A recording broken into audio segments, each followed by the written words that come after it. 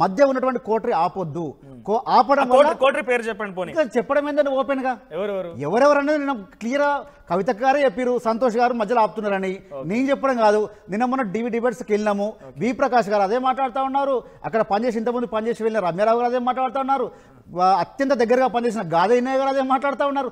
నేను మాట్లాడాను. భిక్షపతి గారు సామాజిక తెలంగాణ కాకుండా అడ్డుపడుతుంది సంతోష్ రావు, హరీష్ రావు. అది అది అది సాధ్యమవుతుంది అండి మనోజ్ గారు. ఒట్టి గాలి మాటలు కాకపోతే సాధ్యమవుతుంది అది. ఇంకోటి ఏంటంటే హరీష్ రావు గారు, సంతోష్ గారు కూడా ఈ రోజు వాళ్ళు అనేక మందికి బీసీ బిడ్డలకు వాళ్ళు న్యాయం చేసిరు. వాళ్ళు ఇంకా చాలా మంది కార్యకర్తలకు, బీసీ కార్యకర్తలకు న్యాయం చేసిరు. వీళ్ళు ప్రజలకు కూడా వాళ్ళందరూ ఒక మంత్రివర్గంలో హరీష్ రావు గారు ఉన్నా, సంతోష్ గారు ఎంపీగా ఉన్నా కూడా ఎక్కడైనా సరే పార్టీలో కానీ ఎక్కడైనా సరే అందరి సమన్యాయం జరగాలి, బీసీలకు ఇంకా న్యాయం జరగాలి, మన ఎస్సీ బిడ్డలకు న్యాయం జరగాలి, ఎస్టీ బిడ్డలకు న్యాయం చేయాలని ఆలోచన చేసిరు తప్ప ఎప్పుడు సామాజిక తెలంగాణకు హరీష్ రావు గారు కానీ, సంతోష్ గారు కానీ, కాదు. నరేష్ ఒక క్వశ్చన్ అడుగుతున్నా. 10 సంవత్సరాల బీఆర్ఎస్ పార్టీ కాలంలో సామాజిక తెలంగాణ న్యాయం జరగలేదా? సామాజిక తెలంగాణ లేదా? ఓన్లీ బంగారు తెలంగాణనే ఉందా? సామాజిక తెలంగాణ లేదా? నువ్వు కానీ కవిత గారు దీన్ని యాక్సెప్ట్ చేస్తున్నారా? అయితే నేనేమంటావు నేనే చెప్పినా అంత న్యాయం జరిగిందంటే ఇక్కడ అని చెప్పి మీరు చెప్ప ముందుకే, మీ నోటి నుంచి ఆ మాట రాకముందుకే ముందుకే మేము చేసినాం. ఇంకొక విషయం ఏంటంటే ఎంతో సహనం ఉన్నటువంటి మఠం భిక్షపతి, ఎంతో సహనం ఉన్నటువంటి మఠం భిక్షపతి కేసీఆర్ గారి నుంచి మాట్లాడటంలో సహనం పాటించిండు. ఎప్పుడైతే సంతోష్ రావు పేరు, హరీష్ రావు పేరు చేయగానే గాలి మాట్లాడాడు, సహనం కోల్పోయిండు. అంటే ఎవరి కోసం పనిచేస్తా ఉన్నాడు అతను?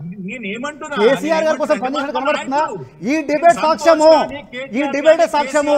మీరు కేసీఆర్ కోసం పనిచేసి కాదు, మీ నాయకత్వం వేరు, మీ ఆకాంక్ష వేరు, మీరు ఎవరి కళ్ళలో ఆనందం కోసం పనిచేస్తారో స్పష్టంగా మీరు నన్ను గాలి మాటలు అన్నప్పుడు అర్థమైంది. మీరు నన్ను గాలి మాటలు అన్నప్పుడే, అంటే అంతకుముందు కేసీఆర్ గారి నుంచి మాట్లాడినప్పుడు మీ మాటల్లో రాదు, సహనం రాదు, కోపం రాదు, ఆవేశం రాదు. ఎప్పుడైతే హరీష్ రావు గారి పేరు, సంతోష్ రావు పేరు చెప్పగానే ఆవేశం కట్టనంచుకుంది. అంటే మీరు తెలంగాణ జాగృతిలో ఉండి కూడా ఎవరి బాగు కోసం పనిచేసిర్రు అనే ఒక డౌట్ వస్తుంది కదండి మనోజ్ గారు. ఇప్పుడు ఈ 3 రోజుల్లో మారదు కదా. మీరు ఈ 18 సంవత్సరాల ఉండి కూడా ఎవరు బాగు కోసం పనిచేసిర్రు? ఒక సామాన్యమైన కాలర్ ఉన్నారు, మాట్లాడదాం. సంతోష్ గారు కాలర్ ఉన్నారు. సంతోష్ గారు మాట్లాడండి. హలో, మాట్లాడండి సంతోష్ గారు. హలో, ఆర్టీవీ ప్రేక్షకులకు, ముందుగా ప్యానల్ ఉన్న మనందరికీ నమస్కారం అండి. చెప్పండి. హలో, చెప్పండి. నా స్ట్రైట్ క్వశ్చన్ ఒకటే అండి. డైరెక్ట్ భిక్షపతి అన్న గారికి ఒకటే స్ట్రైట్ క్వశ్చన్. అక్క మీకు ఏమన్యాయం చేసిందని అక్క గురించి మీరు నేను ఆ ప్రెస్ మీట్లలో మాట్లాడారన్నా. అక్క ఇప్పుడు మేమంటారు మీరందరూ మంచిగా అందరూ బాగుపడ్డారు. మేమంటారు మీరు బాగుపడి మిగతా వాళ్ళందరికీ ద్రోహం చేసిరు. మీరు ఒకటే మాట్లాడుతున్నా. అక్క గురించి ఎందుకు మాట్లాడాల్సి వచ్చింది? మీరు అట్లా అక్క కవిత మీకు మంచి లైఫ్ ఇచ్చింది, మీకు చైర్మన్ పదవులు ఇచ్చింది, నువ్వు ఎంపీపీ పోటీ చేసినా, జెడ్పీటీసీగా పోటీ చేసినా అన్నిటికీ సహకరించింది అక్క. అట్లాంటిది అక్క గురించి మీరు అట్లా మాట్లాడడం ఎంతవరకు కరెక్ట్ అన్న భిక్షపతి అన్న? రైట్, ఒక్కసారి సంతోష్ గారు రాగండి. భిక్షపతి గారు వినిపించినా మీకు? మీరు ద్రోహం చేసిరట. నేను అక్క గురించి తప్పేమేమట్లేదు. మీరు పదవులు పొంది మిగిలిన వాళ్ళకి ద్రోహం చేసిరట. మీరు పదవులు పొంది మిగిలిన వాళ్ళకి ద్రోహం చేసిరట. మాట్లాడుతున్నా. తను బీఆర్ఎస్ పార్టీ మీద చేసిన వ్యాఖ్యలను మాత్రమే ఖండిస్తున్నామని చెప్పిన. తను బీఆర్ఎస్ పార్టీ నాయకుల మీద చేసినటువంటి వ్యాఖ్యలను మాత్రమే ఖండిస్తున్నా అని చెప్పిన. భిక్షపతి గారు మీరు పదవులు పొంది ద్రోహం చేసిరట. వ్యతిరేకమని చెప్తున్నా నేను. మీరు పదవులు పొంది మిగిలిన వారికి ద్రోహం చేసిరంట. మీరు పదవులు పొంది మిగిలిన వారికి ద్రోహం చేసిరంట. అన్ని అనుభవించి అన్ని పదవులు పొందిరని అంటున్నాడు ఆయన.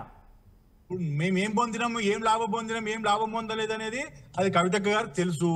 వీళ్ళకి తెలియదు. వీళ్ళందరూ కొత్తగా వచ్చారు కాబట్టి వీళ్ళకి తెలియదు. కవితక్క గారిని వీళ్ళు అడిగితే అక్క చెప్తారు భిక్షపతికి ఏం చేసిరు, ఎవరికి ఏం చేసినా చెప్తారు. నేను మాట్లాడారు. ఎందుకంటే ఇప్పుడు నేను ఇవన్నీ మాట్లాడితే నేను మాట్లాడలేను. ఇప్పుడు ఈ టీవీలలో కానీ దేనిలో కానీ నాకేం చేసి నాకేం చేయలేదు నేను మాట్లాడలేదు. నేను మాట్లాడినప్పుడు ఒకటే మాట మాట్లాడాను. భిక్షపతి గారు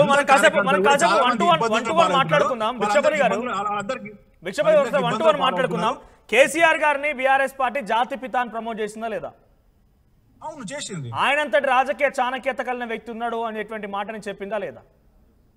చెప్పారు. ఆయనంతటి గొప్ప నాయకుడు దేశాల్లోనే, ముఖ్యంగా మన భారతదేశంలో మోదీని ఢీకొలే సత్తా ఉన్నది కేసీఆర్ గారికి మాత్రమే ప్రచారం చేసిందా లేదా? మరి ఇన్ని క్వాలిటీస్ కలిగిన వ్యక్తి తన సొంత కూతురుపై నియంత్రణ కోల్పోయిందా? అవును నేనేమంటున్నానంటే లేదు తన సొంత కూతురు రాసిన లేఖ బయటకు వస్తే స్పందించలేదు. పార్టీలో అందరూ విశ్వపతి గారు 1-to-1 మాట్లాడదాం. Direct question to answer. KCR గారు ఇన్ని క్వాలిటీస్ ఉన్న వ్యక్తి తన కూతురు లెటర్ బయటికి వస్తే స్పందించలేదు. ఎలా వచ్చిందో కనీసం మాట్లాడలేదు, ఎక్కడ చెప్పలేదు కూడా. తను ఇన్ని రకాలుగా ఉద్యమాలు చేసి నానా బయటకు రమ్మని చెప్పి చాలా సమావేశాలు మాట్లాడుకొచ్చింది, ఎక్కడ ఆన్సర్ లేదు. కానీ కనీసం కుటుంబీకురాలుగా మీకు విషయం తెలుసా, బహుశా అంటే జర్నలిస్ట్గా మాకున్న ఇన్ఫర్మేషన్ మేరకి తన కుమారుడు అబ్రాడ్ వెళ్ళి చదువుకోవడానికి వెళ్తుంటే దీవెనలు తీసుకోవడానికి వెళ్తే ఆశీర్వాదం కోసం వెళ్తే తనని బెడ్రూమ్ బయటే ఉంచేసరికి కనీసం face to face eye contact కూడా ఇవ్వలేదంట. ఇది తన బాధ. మీడియా చిట్చాట్లో మాట్లాడుతున్న సందర్భంలో కానివ్వండి, చాలా మంది జర్నలిస్ట్కి తెలిసిన మాట. సో అంటే ఏం జరిగింది అసలు? కూతురు మీద నియంత్రణ కోల్పోయాడా? ఇంత పెద్ద నాయకుడు తన కూతురునే కాపాడుకోలేకపోయాడా?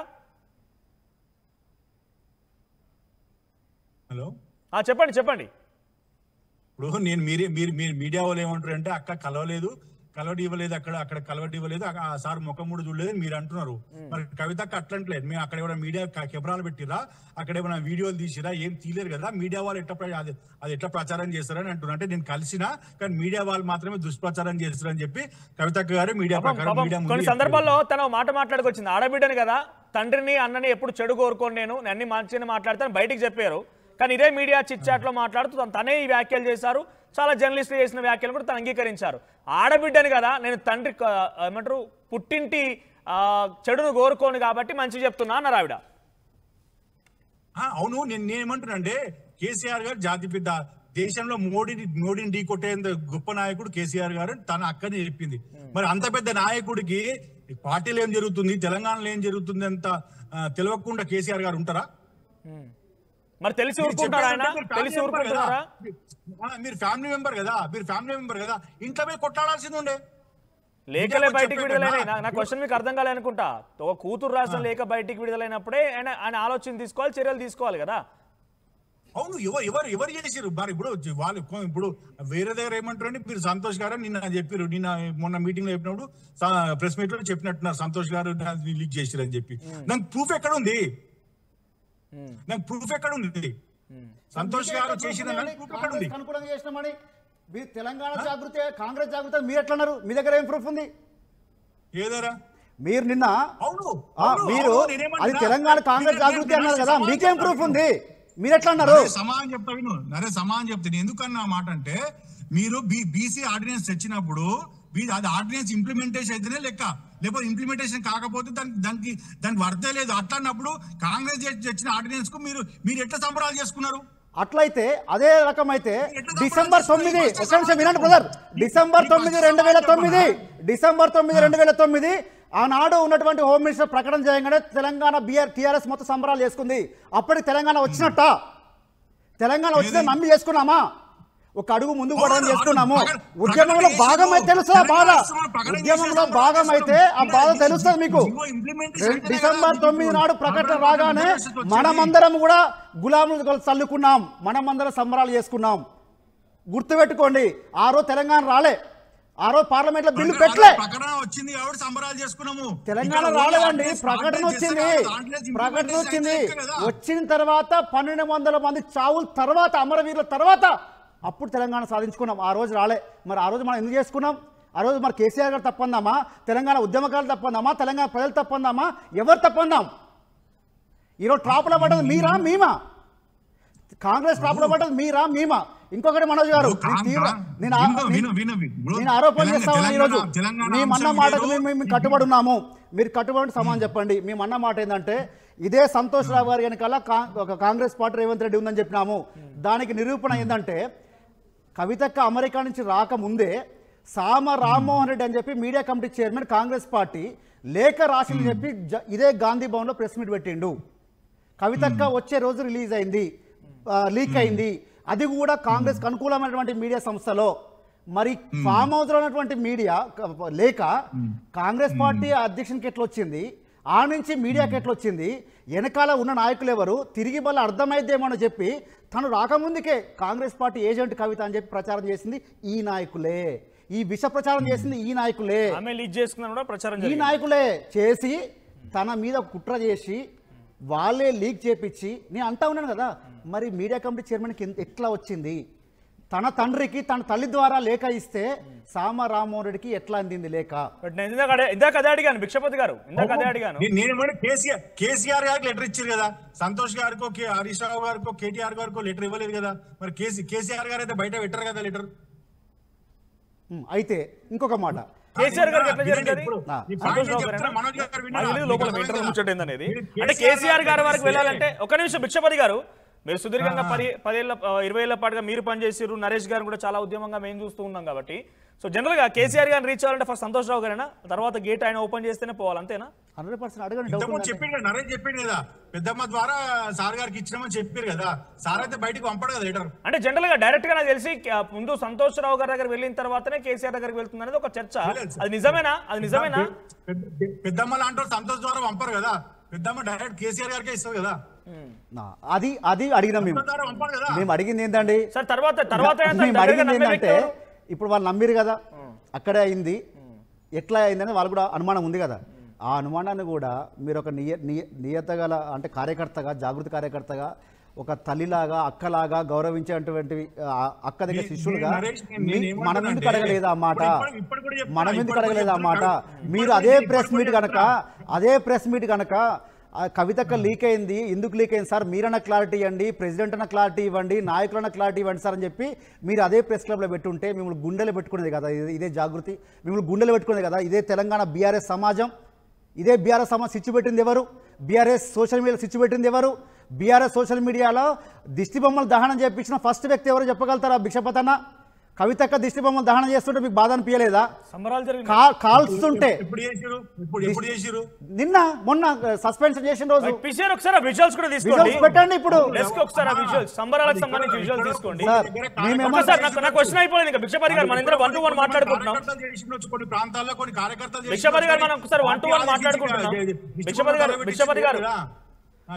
మనం మాట్లాడుకుంటున్నాం ఏంటి, ఇందాక మనం మాట్లాడుతున్న కంటిన్యూషన్ నరేష్ గారు మళ్ళీ ఇన్వాల్వ్ అయ్యారు.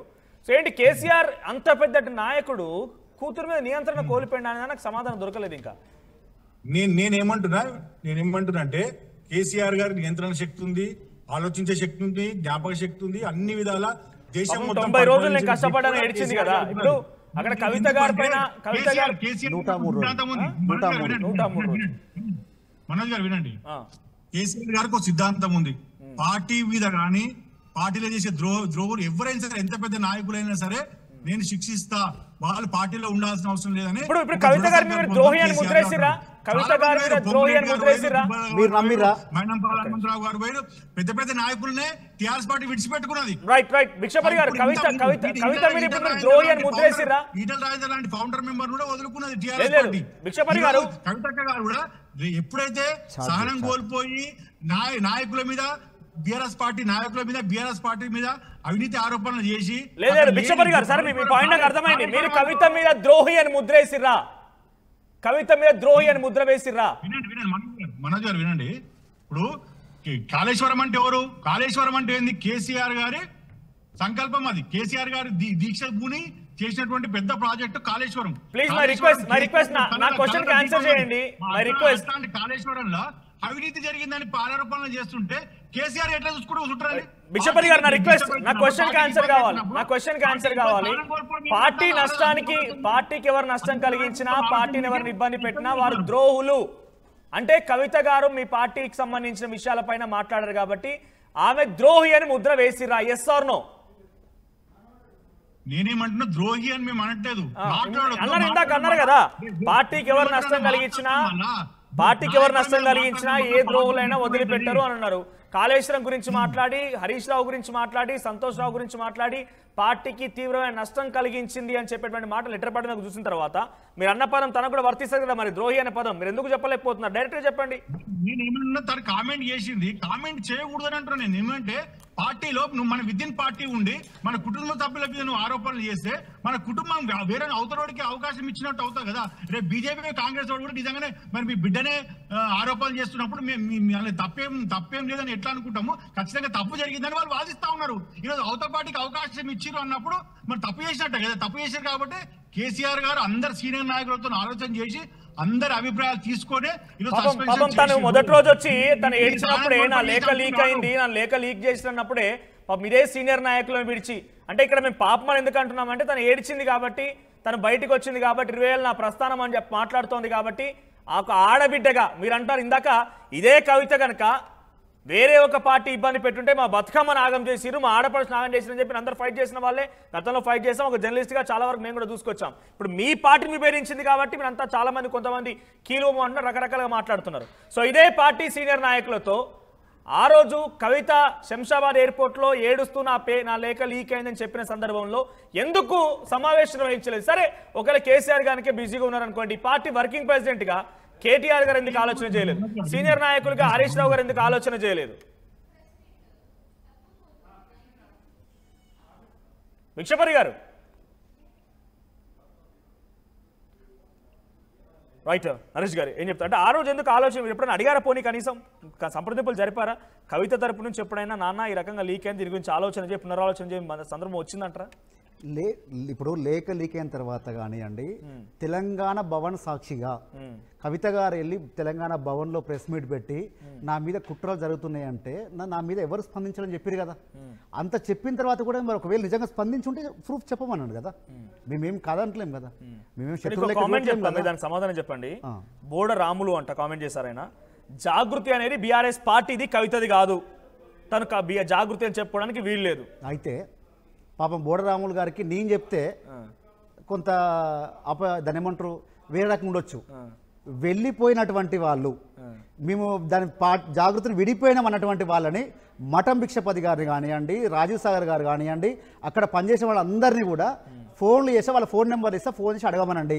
జాగృతి సంస్థ కేసీఆర్ గారిదా కవిత గారిదా? 100% కవిత గారిదండి. ఇండిపెండెంట్ సంస్థగా పనిచేసింది. కూడా తన వెనుక కేసీఆర్ గారు లేనే పెట్టిరా ఈ జాగృతి అనేది కూడా. ఇప్పుడు సంస్థ పెట్టినప్పుడు కేసీఆర్ గారే ఉండాలనుకుంటే బీఆర్ఎస్ యాక్టివ్ ఉంటాం కదా. సంస్థ పెట్టాలనుకున్నప్పుడు కేసీఆర్ గారితోనే మొత్తం కంప్లీట్గా పార్టీలనే పనిచేయాలన్నప్పుడు మేము వేరే డిఫరెంట్గా ఈ తెలంగాణ రాష్ట్రానికి ఏదో ఒకటి చేయాలని ఒక ఆతృత లేకపోతే తెలంగాణ జాగృతి ఎందుకు పెడుతుండే? తెలంగాణ బతుకమ్మని విశ్వవ్యాప్తం ఎట్లా చేస్తుండే? స్కిల్ డెవలప్మెంట్ ఏ రకంగా చేస్తుండే? లేదు, మేము అదే అంటాం. 2006 నుంచి తెలంగాణ జాగృతి ఇండిపెండెంట్ గా పనిచేస్తున్నప్పుడు జాగృతి బీఆర్ఎస్ కార్యకర్తలు కలిసి పనిచేసిర్రు. వారికి అప్పుడు కవిత గారు చేసే పనులను నచ్చినాయి, కానీ ఈరోజు ఎందుకు నచ్చట్లేవు? ఈ మధ్యన జోరినటువంటి వ్యవస్థ ఎవరిది? ఎందుకు మమ్మల్ని దూరం చేస్తా ఉన్నారు? నేను ఒక మాట చెప్తా ఉన్నాను. 2012లో అసెంబ్లీలో అంబేద్కర్ స్టాచ్యూ కావాలని ఉమ్మడి ఆంధ్రప్రదేశ్లో కవితగా దీక్ష చేసినప్పుడు బీఆర్ఎస్ పక్షాన చేయలేదు, జాగృతి పక్షాన చేసిర్రు. ఇంకొక మాట, ఆనాడు ఉద్యమ కాలంగా అడుగుతాను. సో నిజంగా పని చేయాలనుకుంటే బీఆర్ఎస్ లోనే చేసే వాళ్ళం కదా, ఈ వ్యవస్థ ఎందుకు వచ్చేది? అప్పటి నుంచోనే విభేదాలు. అయితే విభేదాలు కాదు సార్, ఇప్పుడు ఇదే పని కదా బీఆర్ఎస్ పార్టీ కల్చరల్ ఏం కూడా పెట్టుకోవచ్చు, బీఆర్ఎస్ పార్టీకి సంబంధించి చేయొచ్చు కదా కార్యక్రమం. ఆనాడు నుంచి ఈనాడు వరకు ఉన్నటువంటి జాగృతిని ఈ రోజే బూచిగా చూపించి పక్కకు తప్పియాలనే కుట్ర జరుగుతుంది అనేది మా ప్రధానమైనటువంటి ఆవేదన అనుకోండి, ఇంకేదైనా అనుకోండి. ఎందుకంటా ఉన్న ఆ మాట అంటే, మరి 18 ఏళ్ళు లేని బాధ ఈ సంవత్సరంలో ఎందుకు వచ్చింది? అప్పటి నుంచి మనం కలిసి పనిచేసింది జాగృతికి బీఆర్ఎస్ ఎప్పుడూ లేదు. ఈరోజు కావాలని ఒక పిల్లర్ని పక్క తప్పించే ప్రయత్నం ఎందుకు చేస్తా ఉన్నారంటే సమాధానం చెప్పట్లేరు వాళ్ళు ఎవరు కూడా. ఆ సమాధానం చెప్పానండి. భారత జాగృతి పక్షాన మహిళా బిల్లు కోసం పోరాడితే ఆనాడు కూడా టీఆర్ఎస్ అని ఎక్కడ మెన్షన్ చేయలే. మరి ఆ రోజు కేసీఆర్ యాక్సెప్టెన్స్ ఉంది కదా. అంటే నా అనుమానం ఏంటంటే 42% రిజర్వేషన్ చేయడం వల్ల మీకు ఏమైనా ఇబ్బంది ఉందా? మీ నాయకత్వానికి ఏమైనా ఇబ్బంది ఉందా? అందువల్ల సార్ని ప్రెజర్ చేసి ఈ రకంగా చేపించే ప్రయత్నం చేస్తూ ఉన్నారా? ఇది కూడా సమానం చెప్పాలి వాళ్ళు, ఇది కూడా సమానం చెప్పాలండి. వాళ్ళు బీసీల పక్షాన్ని నిలబడితే ఈరోజు గిరిజనుల పక్షాన్ని నిలబడ్డది, 5 ముంపు గ్రామాల పక్షాన్ని నిలబడ్డది. ఈరోజు మహిళలకు 2500 రావాలని కోరుకుంటా ఉన్నాం. ఈరోజు మహిళలకు స్కూటీలు ఇవ్వాలని పోరాటాలు చేస్తా ఉన్నాం, పోస్ట్ కార్డు ఉద్యమాలు చేస్తా ఉన్నాం. బయటకు వచ్చిన తర్వాత ఎప్పుడైతే యునైటెడ్ పూలే ఫ్రంట్ స్టార్ట్ అవ్వడం జరిగిందో అప్పటి నుంచి మీరు యాక్టివ్గా ఉన్నారు కాబట్టి 100% అసలు ఏం జరిగింది? అసలు విభేదాలు ఎక్కడ మొదలైనాయి అనుకుంటారు? లేక బయటికి లీక్ అవడంతో విభేదాలు మొదలయ్యాయా? అప్పటికంటే ముందే యునైటెడ్ పూలే ఫ్రంట్ ఇవన్నీ పెట్టుకుంటూ వచ్చారు కాబట్టి ఆ వ్యతిరేకత మూవ్మెంట్ అనేది స్టార్ట్ అవుతుంది కాబట్టి లేక బయటకు విడుదల చేయాల్సి వచ్చిందా? మంచి మాట అడిగారు. నాకు ఇంకో బాధాకరమైన విషయం ఏంటంటే, యునైటెడ్ పూలే ఫ్రంట్ స్టార్ట్ చేసిన అతి కొద్ది మందిలో నేనొకరిని, దాంట్లోనే ముఖ్య భూమిక పోషించిన రాజారామ్ యాదవ్ గారు నిన్న ప్రెస్ మీట్లో కూర్చున్నారు. వారి ఆలోచన కూడా దానికి తోడైంది.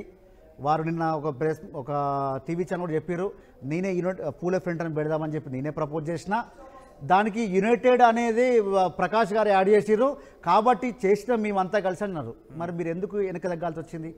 మీ వెనక ఎవరు ప్రెషర్ ఉంది? బీసీల కోసం ఉద్యమం చేస్తూ ఉంటే మళ్ళీ మీరు సడన్గా వెనక తగ్గిర్రంటే ఎవరి ప్రమేయం ఉంది? బీసీలకు న్యాయం జరుగుతూ ఉంటే జరగొద్దు అనే కుట్ర ఎవరిది? రిజర్వేషన్ రావద్దు అని ఎవరు అనుకున్నారు? మిమ్మల్ని ఆపింది ఎవరు? అది సమాధానం చెప్పాల్సిన బాధ్యత వారి మీద ఉంది కదా, అది సమాధానం చెప్పమంటున్నాను. ఈరోజు యునైటెడ్ పూలే ఫ్రంట్ అది కాదండి, జాగృతి పక్షాన ఎన్నో కార్యక్రమాల్లో బీసీ ఉద్యమం కూడా 100% టేకప్ చేసినాం. అది గమ్యాన్ని ముద్దడ వరకు దాన్ని వదిలే ప్రసక్తే లేదు. ఒకసారి సంతోష్ గారితో కూడా మాట్లాడు. సంతోష్ గారు, సో గుంటనక్క ఇది చాలా బలం చేకూరుస్తోంది, డెఫినెట్గా అన్ని కూడా బయటపడతాయి అంటున్నారు. హరీష్ రావు గారే సామాజిక తెలంగాణకు సంబంధించి జరగకుండా అడ్డుకున్నారన్న ఒక చర్చ కూడా జరుగుతోంది, ఏం చెప్తారు?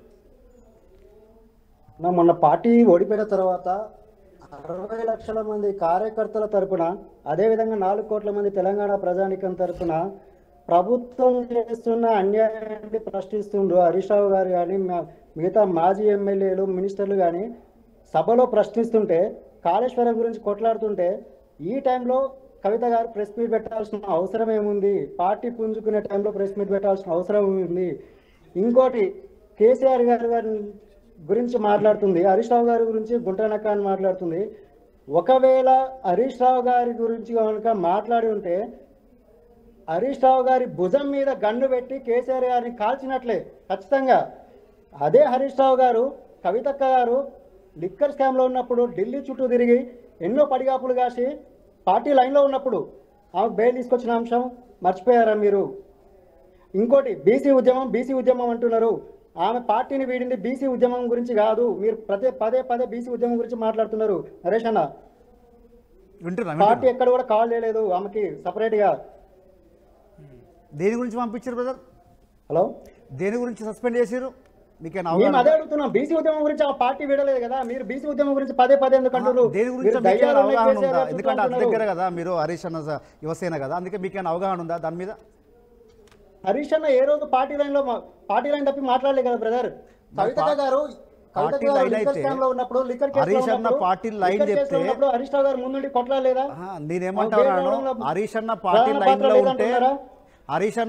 లైన్ లో ఉంటే మీరు హరీష్ అన్న సైనికుడు అయితే, మీరు బీఆర్ఎస్ పార్టీ కోసమే పనిచేస్తే ఈ బీఆర్ఎస్ పార్టీలో యువసేనలు ఉండవు అనేది మన దగ్గర ఉన్నటువంటి రూలు. మరి మీరు క్రమశిక్షణ కార్యకర్తగా మీరు యువసేన అధ్యక్షులుగా రావడాన్ని స్వాగతిద్దామా, లేదంటే ఆ పేరు పక్కన పెట్టుకొని కార్యకర్తగా మీరు వస్తారా? నేను కార్యకర్తగా మాట్లాడతా, హరీష్ అన్న అభిమానిగా మాట్లాడతా, అంతకు మించి కేసీఆర్ గారి శిష్యుడు కూడా మాట్లాడతాం కార్యకర్తగా. ఆయనని ఇప్పుడు మీతో నాకు డిబేట్ చేయడానికి ఇబ్బంది ఏం లేదు. నేనేమంటా ఉన్నానంటే నేనేమంటున్నామంటే కేసీఆర్ గారు కవిత గారు కేవలం సంతోష్ గారు ఇందాక భిక్షపతి గారు అడిగింది ఒకటే. సంతోష్ గారు భిక్షపతి గారు అడిగాను, నేను ఏమంటున్నానంటే నిజంగా ఇప్పుడు కవిత గారిని సస్పెండ్ చేశారు, ఓకే, అది మీ అంతర్గత విషయం, మీరు ఏమైనా చేసుకోండి. బట్ ఒక జర్నలిస్ట్ గా, ఒక సామాన్య తెలంగాణ పౌరుడిగా ఎవరైనా ఆలోచించినా కూడా తను మాట్లాడింది 42% బీసీ రిజర్వేషన్ కోసం. సో దాని మూలంగానే ఆర్డినెన్స్ వచ్చిందా, ఏం జరిగింది, ఎలా జరిగింది పక్కన పెడదాం కాసేపు. తను ఇందిరా పార్క్ దగ్గర కూర్చొని ధర్నా చేసిర్రు, ఎస్సీ వర్గీకరణ కోసం మాట్లాడుకొచ్చిర్రు, తర్వాత ఏదో చాలా సమస్యల గురించి విద్యార్థులు ఎవరు చనిపోతే అక్కడికి వెళ్ళి మాట్లాడుకొచ్చారు.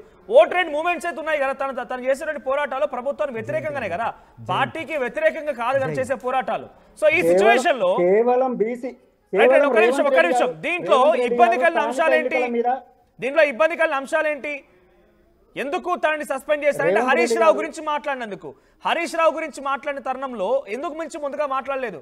ఇదే కేసీఆర్ గారు ఇందాక భిక్షపతి గారు చెప్పినట్టు జాతి పిత లేకపోతే ఇంకోటి ఏదో రకరకాలుగా మీరు అభ్యర్థిస్తూ మాట్లాడతారు కదా, మరి అంతటి గణనాయకుడు, ఒక గొప్ప నాయకుడు తన కూతురి రకంగా మాట్లాడే సిచ్యువేషన్ ఉంది అని గమనించినటువంటి వ్యక్తి ఎందుకు పిలిచి ఇలా కాదమ్మా ఇలా ఎందుకు చెప్పలేకపోయిండు?